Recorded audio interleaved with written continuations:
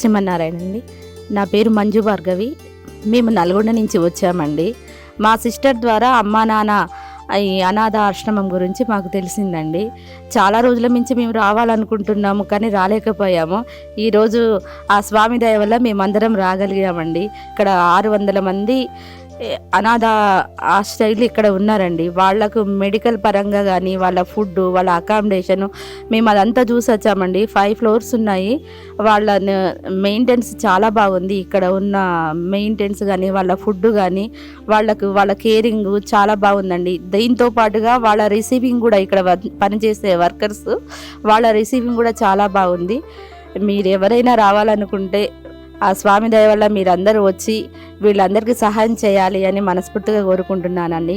దీన్ని స్థాపించిన ఫౌండేషన్ గారికి మనస్ఫూర్తిగా కృతజ్ఞతలు తెలియజేస్తున్నామండి. అనుకోకుండా ఈరోజు నాకు ఎందుకో అనిపించి మా అక్క వాళ్ళ సాయంతో ఇక్కడికి వచ్చాను. ఇక్కడికి వచ్చినాక నేను అనుకున్న దానికంటే ఎక్కువ ఉంది. 600 మందికి సహాయం చేయడం అంటే అది మామూలు విషయం కాదు. అట్లాంటి వాళ్లకు చేస్తుంటే కూడా మనసు ఒకలాగా అనిపించింది.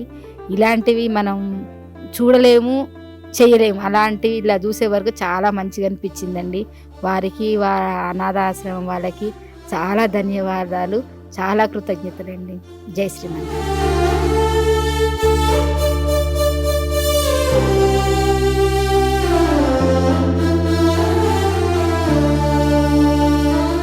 అమ్మా నాన్న అనాథాశ్రమంలోని అభాగ్యుల ఆకలి తీర్చేందుకు మానవతామూర్తుల, అన్నదాతల సహాయాన్ని కోరుతున్నాము. ఈ రక్షణాలయంలో జీవిస్తున్న నిర్భాగ్యులకు 3 పూటలా అన్నదానం చేసేందుకు నిత్యావసర వంట సామగ్రి నిల్వలు సరిపోక ఇబ్బంది అవుతోంది. ఈ స్థితిలో ఆకలి తీర్చే మానవతామూర్తుల సాయం కోసం ఈ అభాగ్యులు ఆశగా చూస్తున్నారు. దయగల దాతలారా, వీళ్ళు మీ బిడ్డలే అనుకుని నిత్యావసర వంట సరుకులను అందిస్తే వాళ్ళ ఆకలి తీరడం ద్వారా ఆ పుణ్యమంతా మీకే దక్కుతుంది.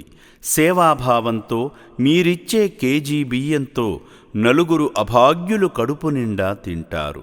3 పూటల 1800 మంది ఆకలి తీర్చాలంటే ఎంత కష్టమో ఒక్కసారి ఆలోచించండి. దయచేసి బియ్యము, పప్పు, నూనె, కూరగాయలు ఇలా ఏదైనా సాయమందించి శ్రీ పుణ్యలింగేశ్వరుని అనుగ్రహానికి పాత్రులు కండి.